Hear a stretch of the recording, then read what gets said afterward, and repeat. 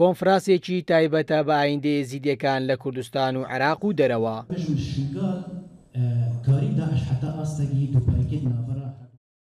بە گوێرەی ئامارێکی جڤاکی کوردی ئەوروپی بۆی کارەساتی شەنگال و خراپی بارودۆخی ناوچە ئێزیدی نشینەکان نزیکەی 100,000 لە هاوڵاتی ئێزیدی کوردستان و عێراقیان جێهێشتووە و ڕویان لە وڵاتانی ئەوروپا کردووە. بلکه حتی 100,000 کردستان عراق کردستان باشور عراق هاتنا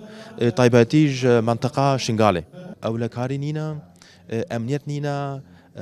يعني يلك بيكاتين جدا وردا اكتورن و يعني ما ترسيكا مازن هي ما ترسيا هري مازن اوك و فرمانا شنغالك والودري تشبو دوباره ببي ولو ما جي ناخذن وگرن عراقي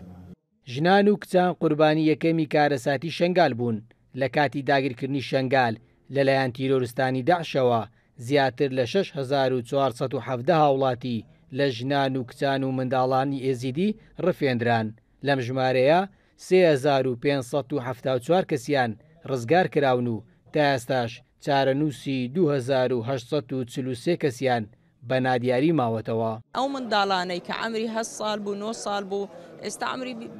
18 ساڵە احتیمالە ناسنامەی خۆی لەبیر کردی احتیمالە ناوی خۆی لەبیر کردیە چونکە زۆر لەوانەی کە گەڕانەوە پاش 2 ساڵ 3 ساڵ حتا قسەکردنیان لەبیر کردبوو ناوی خۆیان لەبیر کردبوو باسی ئەو ژن و ئافرەتی کە لەوێن دەرێنا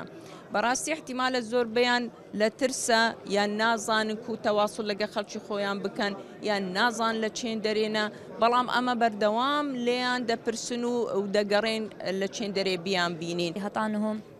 بتش 3,500 ڕاستە هاتیە ڕزگارکردنە لێ هەتانۆ چارەنویسێ بتش 2,000 کەچ و ژنا و زارۆکە نەی دیارە ji ber vê çendêjî em daymen hemû konferansa daxwazit kenîş hemû cîhatên peywendedar her du hikûmetên herêmê û hikûmeta herêmê û hikûmeta Bexda ku bitir ciddî bin mes'ela teşkîlkirina lijnekê li wan kesan bigerên ew ê hetanho çarenivîsê wan ney diyar.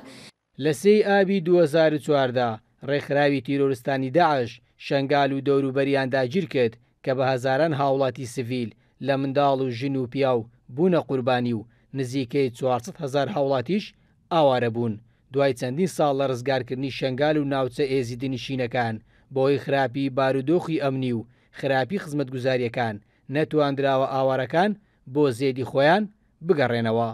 ڕەنجە ڕەحمان، کورتسات نیوز، هاولێر.